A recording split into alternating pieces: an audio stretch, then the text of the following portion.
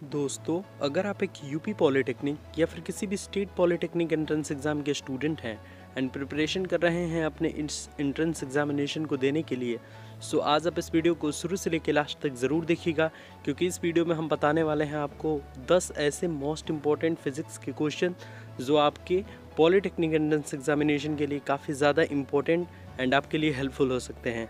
So video को शुरू से लेकर लास्ट तक ज़रूर देखिएगा एंड चैनल पर पहली बार आते हैं तो प्लीज़ चैनल को सब्सक्राइब करके नोटिफिकेशन बेल का आइकन ज़रूर ऑन कीजिएगा।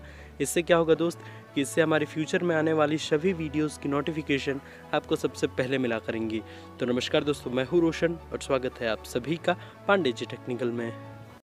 दोस्तों, सबसे पहले क्वेश्चन से स्टार्ट करेंगे। सबसे पहला जो क्वेश्चन है जो आपके पॉलिटेक्निक एंट्रेंस एग्जामिनेशन के लिए काफ़ी ज़्यादा इंपॉर्टेंट हो सकता है, वो है कि घड़ी में घंटे वाली सुई का आवर्तकाल होता है। और यहाँ पे आपको 4 ऑप्शन देखने को मिल जाते हैं, जिसमें पहला ऑप्शन है 11 मिनट, दूसरा ऑप्शन है 60 मिनट, तीसरा ऑप्शन है 60 सेकेंड और चौथा ऑप्शन है आपका 12 घंटा। ठीक है, तो इसका जो करेक्ट आंसर होगा वो होता है कि घड़ी में घंटे वाली सुई का आवर्तकाल, जो टाइम पीरियड होता है घंटे वाली सुई का, वो 12 घंटा होता है। ठीक है, अब इसे आप ट्रिक की सहायता से कैसे याद रख सकते हैं, वो ये याद रख सकते हैं कि यहाँ पे जो पूछा है वो ये पूछा है कि घड़ी में घंटे वाली सुई का। ठीक है, तो जब भी घंटा वाला सुई का पूछेगा तो सेकंड और मिनट तो होगा नहीं, लेकिन यहाँ पे चारों ऑप्शन में से केवल एक ऑप्शन जो है वो घंटे में दिया है। ठीक है, तो इस तरीके से आप जो है लास्ट ऑप्शन को टिक करके आ सकते हैं कि घड़ी में घंटे वाली सुई का आवर्तकाल 12 घंटा होता है, क्योंकि इन चारों ऑप्शंस में से केवल घंटा एक ही ऑप्शन में दिया गया है, जो है हमारा चौथा ऑप्शन। ठीक है, तो ये तो ट्रिक हो गई। बट अगर रियलिटी के बारे में बात करें, मतलब इसके कॉन्सेप्ट के बारे में बात करें, तो घड़ी में घंटे वाली सुई का आवर्तकाल 12 घंटा होता है। ठीक है, अब यहाँ पे एक और क्वेश्चन क्रिएट हो सकता है कि अगर घड़ी में मिनट वाली सुई का आवर्तकाल पूछेगा तो हम क्या लिखेंगे, तो 60 मिनट लिखेंगे। सेकंड वाली सुई का आवर्तकाल पूछेगा तो क्या लिखेंगे, 60 सेकंड लिखेंगे। ठीक है, तो इसके साथ साथ 2 क्वेश्चन आपके और तैयार हो गए। तो अगर इस क्वेश्चन पे बेस्ड अगर वो सारे क्वेश्चन पूछे जाते हैं कि घड़ी में मिनट वाली सुई का आवर्तकाल क्या होगा, तो आई थिंक आप उसको अब कर पाएंगे। ठीक है दोस्त, बढ़ते हैं दोस्तों नेक्स्ट क्वेश्चन की तरफ। नेक्स्ट क्वेश्चन हमारा ये कह रहा है कि घड़ी की सुइयों की गति होती है, और यहाँ पे आपको 4 ऑप्शन देखने को मिल जाते हैं, जैसा कि आपको आपके एग्जामिनेशन में देखने को मिलेंगे। ठीक है, तो पहला ऑप्शन आपका कह रहा है कि दोलन गति, दूसरा ऑप्शन आपका कह रहा है कि आवर्त गति, तीसरा ऑप्शन आपका कह रहा है सरल आवर्त गति, और चौथा ऑप्शन आपका कह रहा है कि इनमें से कोई नहीं। ठीक है, तो घड़ी की सुइयों की जो गति होती है वो आवर्त गति होती है। ठीक है, तो इसे हम हमेशा ध्यान में रखेंगे।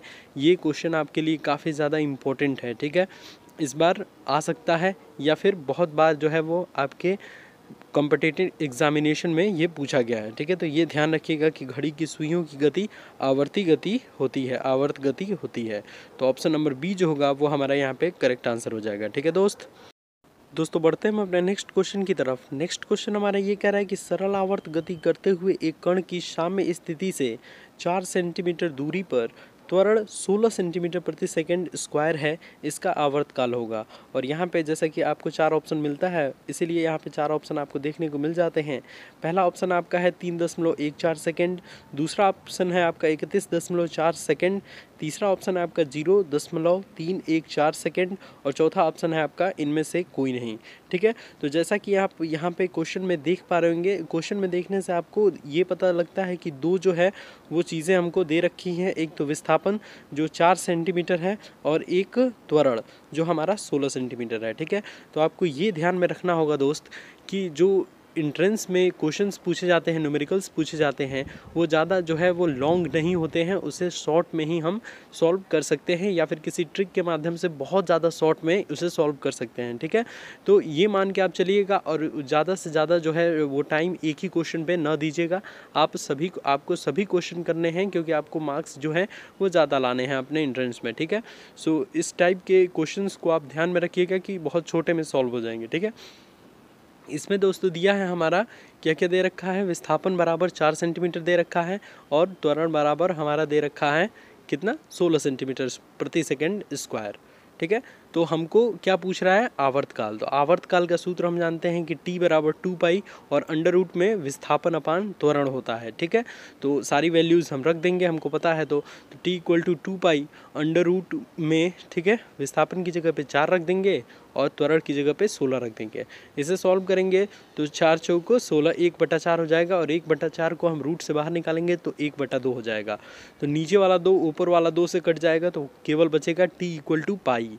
और पाई की वैल्यूज़ आप जानते हैं कि 22/7 या फिर 3.14 होता है, ठीक है। तो यहाँ पे जो है वो ऑप्शन नंबर 1 जो है, ए जो है वो करेक्ट आंसर हमारा बैठता है कि t बराबर 3.14 सेकेंड, ठीक है। तो option number A is correct answer. इसी तरीके से आप क्वेश्चन को सॉल्व कीजिएगा। ज़्यादा लॉन्ग क्वेश्चन आपके नहीं पूछे जाते हैं एंट्रेंस में, कोई भी एंट्रेंस हो उसमें ज़्यादा लॉन्ग क्वेश्चन नहीं पूछा जाएगा। या तो उस क्वेश्चन को आप बहुत शॉर्ट में कर सकते हैं या फिर ट्रिक के माध्यम से बहुत ही ज़्यादा सिंपल में उस क्वेश्चन को कर सकते हैं, ठीक है दोस्तों बढ़ते हैं हम अपने नेक्स्ट क्वेश्चन की तरफ। नेक्स्ट क्वेश्चन हमारा ये कह रहा है कि एक कण 20 सेकेंड में 10 कंपन करता है, इसका आवर्तकाल कितना होगा। तो ये भी काफ़ी इंपॉर्टेंट और बहुत शॉर्ट क्वेश्चन है। ऑप्शन नंबर पहला है 2 सेकेंड, ऑप्शन नंबर दूसरा है 3 सेकेंड, ऑप्शन नंबर तीसरा है 4 सेकेंड और ऑप्शन नंबर चौथा है 10 सेकेंड, ठीक है। तो हमको क्या क्या पता है, सेकेंड मतलब दोलन करने में कण का समय कितना लगा वो पता है और कितना दोलन कर रहा है वो पता है, ठीक है। तो आवर्तकाल बराबर एक हमारा सूत्र होता है कि आवर्तकाल बराबर दोलन करने में लगा समय, ठीक है, कण द्वारा दोलन करने में लगा समय बटा कंपनों की संख्या, ठीक है। तो कितना समय लग रहा है दोलन करने में, तो 20 सेकंड लग रहा है तो 20 को ऊपर रख देंगे। और कितना कंपन कर रहा है, तो 10 कंपन कर रहा है, ठीक है, तो 10 नीचे रख देंगे, ठीक है। तो 10 दूनी के 20, तो t यानी कि आवर्तकाल बराबर 2 सेकंड आ जाएगा। सो हमारा ऑप्शन नंबर पहला जो है 2 सेकंड वो हमारा आंसर हो जाएगा। तो बहुत सिंपल तरीके से इन सारी चीज़ों को, इन सभी न्यूमेरिकल्स को आप टैकल कर सकते हैं, ठीक है। एंड इसी टाइप के न्यूमेरिकल आपके पॉलिटेक्निक एंट्रेंस एग्जाम में लगभग सभी पूछे जाते हैं, ठीक है। तो आई होप आपको ये न्यूमेरिकल्स अच्छे लगे होंगे। दोस्तों बढ़ते हैं हम अपने नेक्स्ट क्वेश्चन की तरफ। नेक्स्ट क्वेश्चन हमारा ये कह रहा है कि सरल आवर्त गति में क्या स्थिर रहता है। और यहाँ पे आपको 4 ऑप्शन देखने को मिल जाते हैं, जिसमें पहला ऑप्शन कह रहा है कि प्रत्यानयन बल, दूसरा ऑप्शन आपका कह रहा है गतिज ऊर्जा, तीसरा ऑप्शन आपका कह रहा है आवर्तकाल और चौथा ऑप्शन आपका कह रहा है आयाम, ठीक है। तो सरल आवर्त गति में क्या स्थिर रहता है, ये हमारे पास प्रश्न उठता है, ठीक है। तो यहाँ पे हमारा करेक्ट आंसर हो जाएगा आयाम। आयाम जो होता है वो सरल आवर्त गति में स्थिर रहता है, ठीक है। तो ऑप्शन नंबर डी जो होगा वो हमारा करेक्ट आंसर होगा, इसलिए हम ऑप्शन नंबर डी को टिक करके आएंगे, ठीक है दोस्तों बढ़ते हैं हम अपने नेक्स्ट क्वेश्चन की तरफ। नेक्स्ट क्वेश्चन काफ़ी इंपॉर्टेंट है आपके लिए कि सरल आवर्त गति किस भौतिक राशि के संरक्षण पर आधारित है, ठीक है। तो यहाँ पे आपको 4 ऑप्शन देखने को मिल जाते हैं, जिसमें पहला ऑप्शन आपका कह रहा है कि स्थितिज ऊर्जा पे, दूसरा ऑप्शन आपका कह रहा है गतिज ऊर्जा पे, तीसरा ऑप्शन आपका कह रहा है आवर्तकाल पे और चौथा ऑप्शन आपका कह रहा है कि इनमें से कोई नहीं। तो सरल आवर्त गति जो है वो किस भौतिक राशि के संरक्षण पर आधारित है। ध्यान से क्वेश्चन पढ़ने लायक है, ठीक है, काफ़ी इंपॉर्टेंट क्वेश्चन है और इस क्वेश्चन का आंसर आप हमेशा ध्यान में रखिएगा, ठीक है। तो सरल आवर्त गति जो जिस भौतिक राशि के संरक्षण पर निर्भर करता है वो है आवर्तकाल, ठीक है। तो हम ऑप्शन नंबर सी को टिक करके आएंगे कि सरल आवर्त गति आवर्तकाल भौतिक राशि के संरक्षण पर आधारित होता है, ठीक है।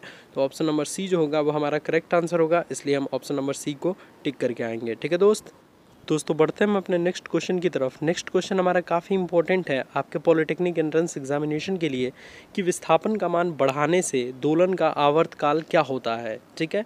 और यहाँ पे आपको 4 ऑप्शन देखने को मिल जाते हैं, जिसमें पहला ऑप्शन आपका कह रहा है कि घट जाएगा, दूसरा ऑप्शन आपका कह रहा है बढ़ जाएगा, तीसरा ऑप्शन आपका कह रहा है अपरिवर्तित रहेगा और चौथा ऑप्शन आपका कह रहा है कि सभी कथन गलत हैं, ठीक है।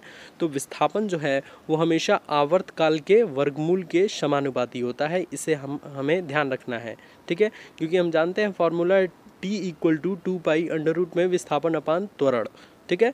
ये जिसे हम सिंपली अगर हम कहें फॉर्मूले के तौर पे, तो इससे अगर हम जो है वो कोई निष्कर्ष निकाले तो t is directly proportional to under root विस्थापन, ठीक है।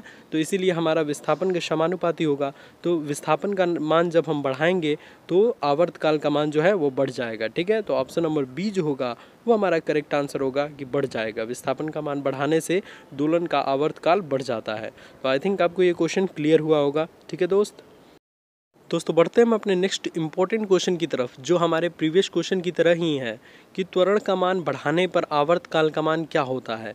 और यहाँ पे आपको 4 ऑप्शन देखने को मिल जाते हैं, जिसमें पहला ऑप्शन आपका कह रहा है कि बढ़ जाएगा, दूसरा ऑप्शन आपका कह रहा है घट जाएगा, तीसरा ऑप्शन आपका कह रहा है अपरिवर्तित रहेगा, और चौथा ऑप्शन आपका कह रहा है कि सभी कथन गलत हैं। ठीक है, तो देखिए अभी अभी हमने क्या सूत्र बताया था, क्या फॉर्मूला आपको बताया था कि आवर्तकाल बराबर 2 पाई अंडर रूट में विस्थापन अपान त्वरण। ठीक है, तो इस फार्मूले के अकॉर्डिंग आप इसको प्रूफ कर सकते हैं कि आवर्तकाल का जब त्वरण का मान बढ़ाएंगे तो आवर्तकाल का मान जो है वो घट जाएगा। क्यों?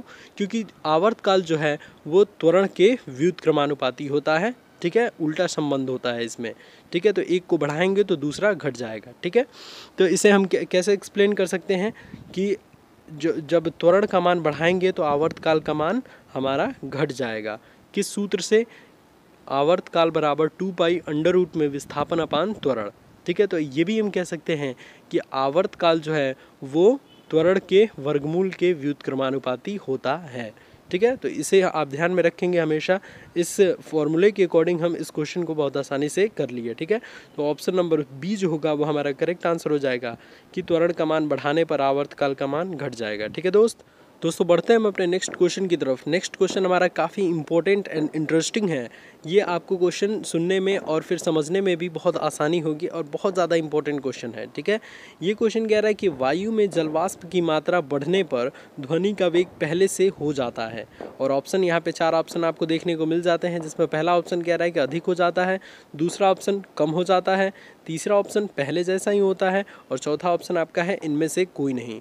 तो जब भी वायु में जो एयर होता है उसमें जलवाष्प की मात्रा बढ़ जाती है तो ध्वनि का वेग जो है वो पहले से ज़्यादा बढ़ जाता है। ठीक है, तो ये कुछ रीजंस हैं। ठीक है, तो इसमें आप क्या लगाएंगे? इन चारों ऑप्शंस में से करेक्ट आंसर जो होगा वो पहला होगा कि वायु में जलवाष्प की मात्रा बढ़ने पर ध्वनि का वेग पहले से बढ़ जाता है, पहले से अधिक हो जाता है। सो ऑप्शन नंबर ए जो होगा वो करेक्ट आंसर हो जाएगा, इसलिए हम ऑप्शन नंबर ए को टिक करके आएंगे। और ये जो बातें हैं, ये जितने भी क्वेश्चन हम बता रहे हैं अपने सीरीज़ में, उन सभी क्वेश्चंस के टाइप को आप ध्यान में रखिएगा, क्योंकि कहीं ना कहीं इन्हीं सब सारे क्वेश्चन से जो है वो क्वेश्चन बनेंगे, और इन्हीं सारे क्वेश्चन जो हैं वो कई बार आपके पॉलिटेक्निक एंट्रेंस एग्जामिनेशन में पूछे गए हैं। और जितने भी क्वेश्चंस आते हैं लगभग 80% क्वेश्चन जो है वो हर एक साल रिपीटेड क्वेश्चन आते हैं। उस पर जो क्वेश्चन पूछ लिया जाता है उसी पे बेस्ड क्वेश्चन आते हैं। ठीक है दोस्त, तो ये चीज़ें जो हैं वो बात आप याद रखिएगा और इसी के अकॉर्डिंग आप प्रिपरेशन करते रहिएगा। ठीक है, और मैं ये नहीं कहता हूँ कि आप मेरी ही जो है वो वीडियोज़ से आप प्रिपरेशन करें। मेरी वीडियोज़ का हेल्प लेके आप सेल्फ स्टडी आपको ज़्यादा करना होगा, तभी ये एंट्रेंस आपका क्वालिफाई होगा। ठीक है दोस्तों बढ़ते हैं हम अपने नेक्स्ट और लास्ट क्वेश्चन की तरफ। लास्ट क्वेश्चन हमारा ये कह रहा है कि ध्वनि का वेग किस में अधिकतम होता है।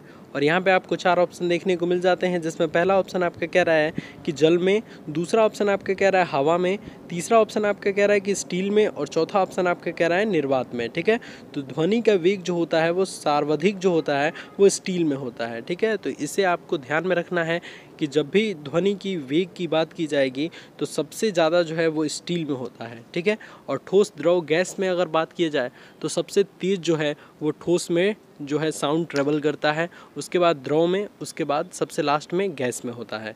ठीक है, तो ये चीज़ें जो है वो आपको याद रखनी है, काफ़ी इम्पोर्टेंट क्वेश्चन है, और ये सारे क्वेश्चन जो है वो कहीं ना कहीं आपके एंट्रेंस में आ सकते हैं। सो इन सारे क्वेश्चन को आप अच्छे तरीके से तैयार कर लीजिएगा, और सेल्फ स्टडी जो है वो बहुत ज़्यादा ज़रूरी है। सो अभी से आप प्रिपरेशन स्टार्ट कर दीजिए ताकि आपको एंट्रेंस में कोई भी दिक्कत न हो पाए। सो कैसा लगा ये वीडियो हमें ज़रूर बताइए कमेंट्स करके, क्योंकि आपका एक कमेंट दोस्तों हमें नेक्स्ट वीडियो बनाने के लिए प्रेरित करता रहता है।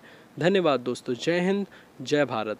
और अपने दोस्तों में शेयर करना बिल्कुल भी ना भूलिएगा, क्योंकि आपके एक शेयर से आपके दोस्त को बहुत ज़्यादा बेनिफिट हो सकता है अपने प्रिपरेशन को करने में। ठीक है, तो वीडियो को लाइक कर दीजिए और दोस्तों में शेयर ज़रूर कीजिएगा।